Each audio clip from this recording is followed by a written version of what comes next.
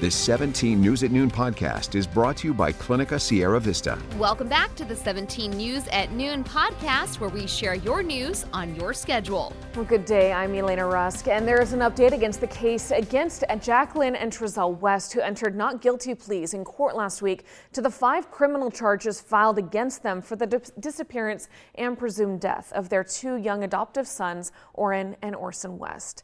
Let's head live out to downtown Bakersfield, where we find 17's Christian Galeno with more on what we're learning today. Yeah, Elena, good afternoon to you. Well, the lawyers representing the adoptive parents who are now charged with murder in the deaths of Arvin and Orson West will be holding a press conference this afternoon. That press conference is happening at 12:30 p.m. at the law offices of Torres Stallings in downtown Bakersfield. And prosecutors have said that in this case, the boys Arvin and Orson West were actually killed 3 months before they were reported missing, and their bodies have not been found. Now, 35-year-old Trezell West told authorities that the boys were playing outside while he gathered firewood back on December 21st of 2020. He said he briefly went inside, and when he came back out, the boys had vanished. Information received a week later led to the involvement of the Bakersfield Police Department, which eventually took over the investigation from California City Police. Dozens of searches were conducted, as well as digging at sites in Bakersfield and California City. Last week, prosecutor Eric Smith asked that all reports be sealed and a gag order issued barring attorneys, investigators, and witnesses from publicly commenting on evidence. A motion on the gag order is set for tomorrow morning, and the judge ordered both be held without bail and scheduled trial for May 23rd. Now, if convicted, the Wests do face 30 years to life on the murder charges. And once again, law enforcement is saying that the bodies of both Arvin and Orson West have not been found.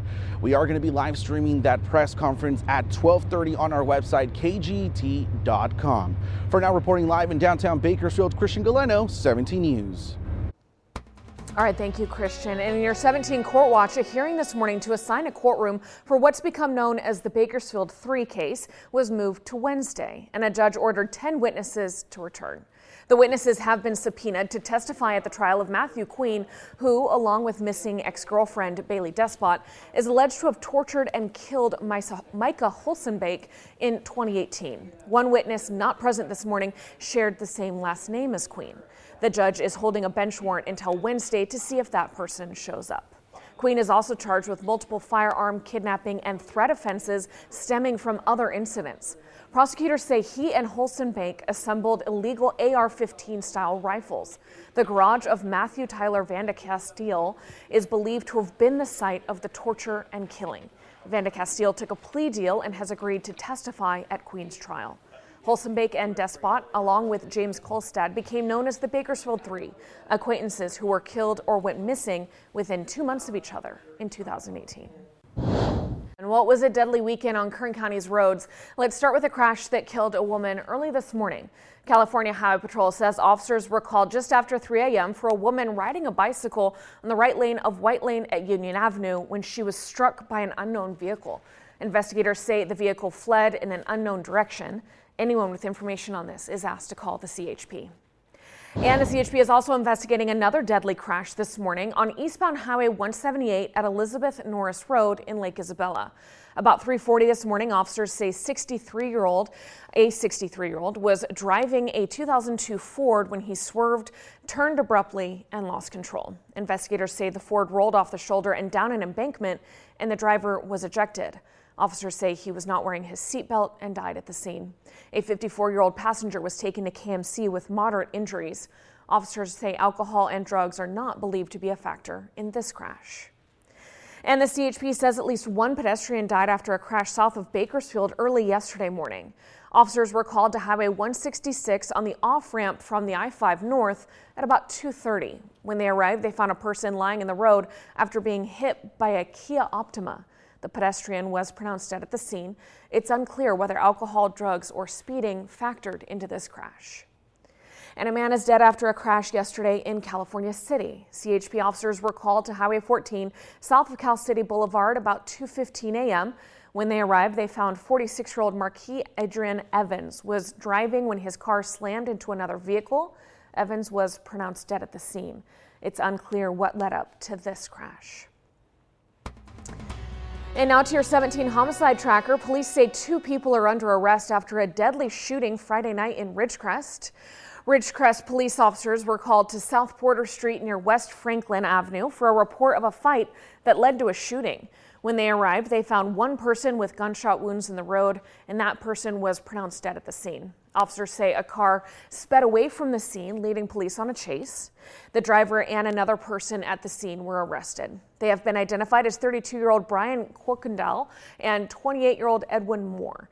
They were booked into Kern County Jail on suspicion of murder, and both are being held without bail, and they're due in court tomorrow. If you know anything about this shooting, you are encouraged to call Ridgecrest Police at 760-499-5100. In your 17 follow-up file, it has been a year since 16-year-old Mariah Neufeld's body was found abandoned in an orchard northeast of Arvin. After all this time, no one has been arrested in the teen's murder. Sheriff's deputies were called to the area of Towerline and Buena Vista Roads on March 6th last year. When they arrived, they found Neufeld's body with a gunshot wound to the head. The last time the family had seen her was 2 days earlier, when she left her sister's birthday party to hang out with a friend, but never came home. After the family filed a missing persons report, the sheriff's office identified her with a DNA swab and determined she was in East Bakersfield and Arvin just before her death. Neufeld leaves behind a 2-year-old daughter. Now, if you know anything about what happened to Mariah, please call the KCSO at 861-3100, or you can stay anonymous and call the Kern Secret Witness Hotline at 322-4040. Well, 17 News is your local election headquarters, and we were there over the weekend for the California Democratic Party's statewide endorsing convention, where they gave the official nod to blue candidates in congressional, Senate, and assembly districts across the state. 17's Matt Gannon will have more tonight on 17 News at 5 with a list of the politicians who are named to lead the pack. Hello, this is Tim Callahan with Clinica Sierra Vista, and we're excited to unveil the Community Health Center of the Future, our comprehensive care center. It's located right across the street from Memorial Hospital. We have every service under one roof, from family medicine, OBGYN care, dental services for adults and children, behavioral health, and much more. So find your way to better care at Clinica Sierra Vista this year at our comprehensive care center. Visit our website, clinicasierravista.org, for the latest on this project. We'll see you soon. In business news, the national average for a gallon of gas rose above $4 this morning. According to AAA, the national average for a gallon of regular is now over $4.06. That means we are nearing the all-time high for average gasoline prices that was set back in July 2008. That was $4.10 a gallon. In Los Angeles last night, $6.65. Now, during the first full week of Russia's invasion of Ukraine, the price of regular gas rose by almost 41 cents, according to AAA. The head of petroleum analysis for Gas Buddy said in a statement that the Russian invasion and seasonal price changes mean Americans should prepare to pay more for gas than ever before. So here are the most expensive states for gas as of this morning, and you guessed it, California tops the list. Our average, $5.34 a gallon. The next 4 on the list are over $4 a gallon, with Hawaii, Nevada, Oregon, and Washington all feeling the pinch. AAA says the least expensive state for a gallon of gas is Missouri, and they're at $3.62 a gallon.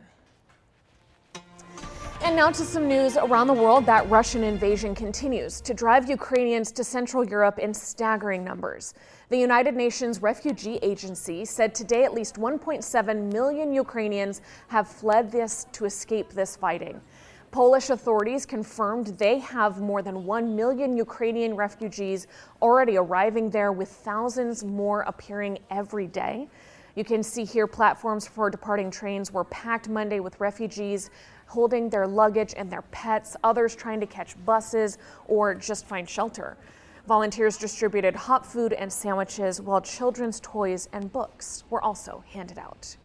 Meanwhile, CityServe, the national nonprofit founded right here in Bakersfield, has assembled a team of volunteers to bring food to thousands of Ukrainian refugees. CityServe collaborates with agencies and churches to deliver food and goods to struggling families in underserved communities here in Kern County and now across the country. Volunteers are on the ground in Warsaw, Poland right now. They have chartered a commercial airliner to transport the food and will deliver 1 million meals to Ukrainian refugees fleeing this war. Now, we want to be clear, CityServe is not soliciting volunteers for this mission. They will be collaborating with churches in Poland for additional assistance. We know so many of you wanted to help. All right, now to the latest news on the coronavirus, as the number of deaths due to COVID-19 has reached 6 million worldwide since the start of the pandemic. That is according to the latest data from Johns Hopkins University. The United States has the biggest official death toll in the world, nearing 1 million reported deaths. While numbers have been on the downward trend over the last month, it is still a bleak reminder that the pandemic is far from over, even as restrictions ease and more people get back to normal. So here's a look at our local dashboard, updated by Kern County Public Health just half an hour ago with cases from over the weekend. Officials say there were 664 positive cases of COVID-19 and 11 new deaths, for a total of 2,158 deaths here in Kern County. State data shows there are 79 hospitalized patients with the virus in Kern County and 15 in intensive care units. All right, get your calendars ready. Let's take a look ahead to what is happening this week around Kern County. Today, you can see The Big Lebowski at the Fox Theater. Doors open at 6. Tomorrow, Governor Gavin Newsom will deliver his annual State of the State address. That is happening at 5 p.m. in Sacramento. Wednesday, the MLK Community Initiative is offering help finding relief and finding rent and utilities. You can visit coldf.org for more information or to make an appointment. Thursday, the Leaders in Life Youth Leadership Conference will be held at Mechanics Bank Arena. Friday, the Bakersfield Sportsman Arvin Boat Show returns to the fairgrounds and lasts through the weekend. Saturday, the first Got the Dock Community Walkathon for JJ's Legacy will be a 5K around Lake Ming from 8 a.m. to noon. Sunday, the Fox Theater is hosting its 28th annual Christian Youth Film Festival. Doors open at 6. Also on Sunday, League of Dreams celebrates 15 years of programs with 2022 Baseball Opening Day. That's so exciting. Also coming up this week on Friday, it's Monopoly Mania. After a year hiatus due to COVID, organizers say the 8th annual game is back March 11th at 6 p.m. at Hodell's. Tickets are $40 per player and must be bought in advance. For that price, you get dinner, dessert, music, endless popcorn, and of course, the special card game with prizes. Organizers suggest you buy a get-out-of-jail card for $5 in case you do land in jail, which will be complete with the wild and crazy officers there to lock you up. The event is family-friendly, but players must be at least 13 years old with a parent. A new poll shows California voters are open to the idea of creating a legal market for betting on college and professional sports. The poll, conducted by UC Berkeley's Institute of Governmental Studies and co-sponsored by the Los Angeles Times, found 45% of voters surveyed would support amending the California Constitution to allow sports betting. 1/3 of voters said they were opposed to such an effort, while 22% of respondents say they're undecided. As many as 3 measures could appear on the statewide ballot in November. A recent 17 News survey found 44% of people here in Kern County support legalized sports betting, but 56% oppose it. All right, now to some entertainment news. The newest installment of the Batman franchise is a welcome sight for theaters.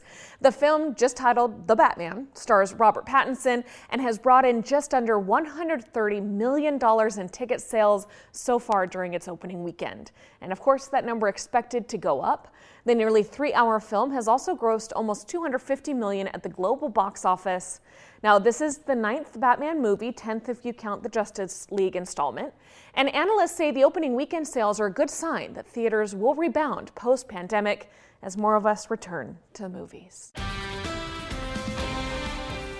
The 17 News at Noon podcast is a production of KGET and Nexstar Media Group. For more on all of the headlines in today's show, head to kget.com.